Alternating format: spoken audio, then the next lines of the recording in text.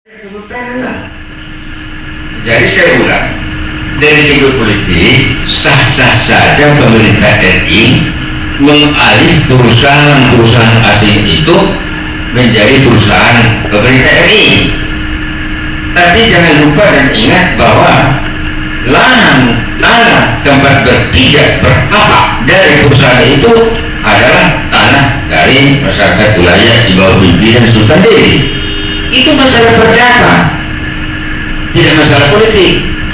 Yang masalah politik dari pengalihan perusahaan.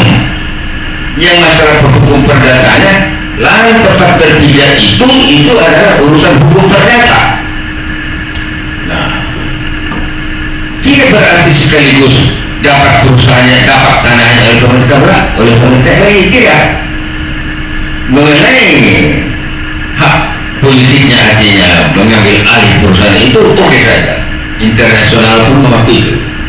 Tapi lahan itu sebagai orang tertentu yang punya itu masyarakat wilayah Kesultanan Delhi itu bukan perdata, hukum perdata. Jadi bagaimana? Dikelirkan lebih dulu hendaknya bahwa tanah itu kembali kepada masyarakat ada wilayah tanah Delhi itu.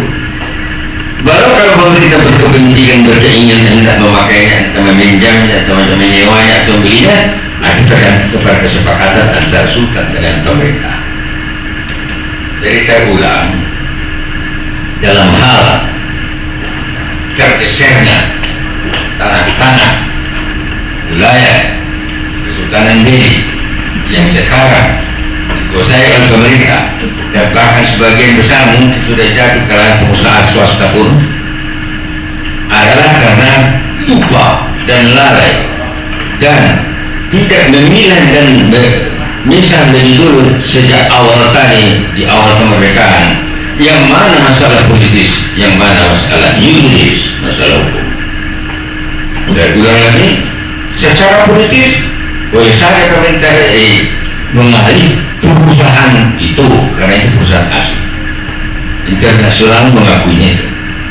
Tapi secara yuridis, secara hukum, terutama dari hukum perdata, tanah-tanah itu adalah aset hukum perdata milik masyarakat adat wilayah adat Kesultanan Delhi di bawah perpayungan